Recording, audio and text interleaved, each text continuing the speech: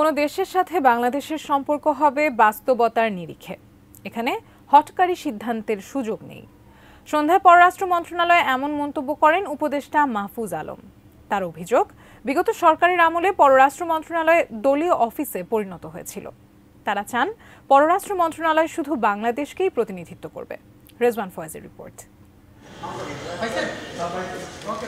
পররাষ্ট্র মন্ত্রণালয়ের কর্মকর্তাদের সাথে মতবিনিময় করতে রোববার দুপুরে সেগুনবাগিচায় মন্ত্রণালয়ে যান তথ্য উপদেষ্টা নাহিদ ইসলাম ও উপদেষ্টা মাহফুজ আলম। আমরা পররাষ্ট্রনীতি সংলাপ বলে নতুন একটা সংলাপ শুরু করেছি।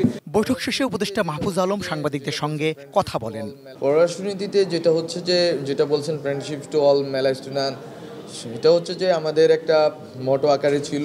এটা খুব বেশি পরিবর্তন হয় নাই, বরং আমরা যেটা চাই যে একটা প্র্যাগম্যাটিক রিলেশনশিপ থাকুক সবগুলো রাষ্ট্রের সাথে, যেটা প্র্যাগম্যাটিজম, এখানে কোনো অ্যাডভেঞ্চারিজম অথবা হটকারিতার জায়গা নেই। এটা আমাদের জন্য খুবই গুরুত্বপূর্ণ। আরেকটা জিনিস হচ্ছে আমাদের সামর্থ্যটা বাড়ানো।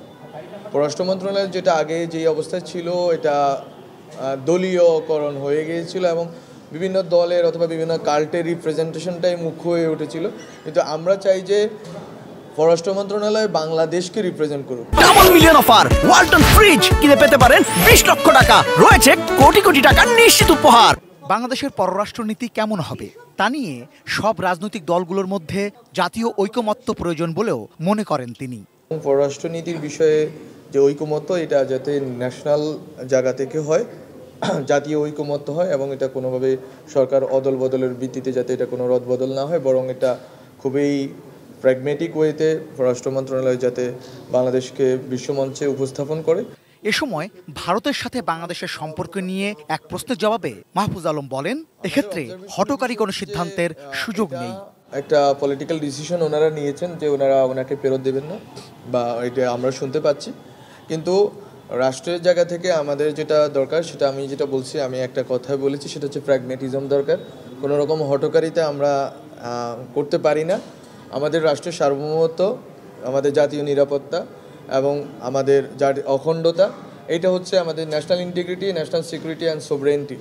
এই জিনিসগুলো হচ্ছে আমাদের জন্য প্রাইম। আমরা আমাদের জায়গায় কিভাবে আমাদের শক্তি বৃদ্ধি করা যায় ওই দিকে মনোযোগ দিতে চাই। কোন রাষ্ট্র কী করলো সেটার চেয়ে গুরুত্বপূর্ণ হচ্ছে আমাদের সক্ষমতাটা বাড়ানো এবং ওইখান থেকে বার্গেনিং পাওয়ারটা বাড়ানো। রেজওয়ান ফয়েজ, এটি নিউজ, ঢাকা।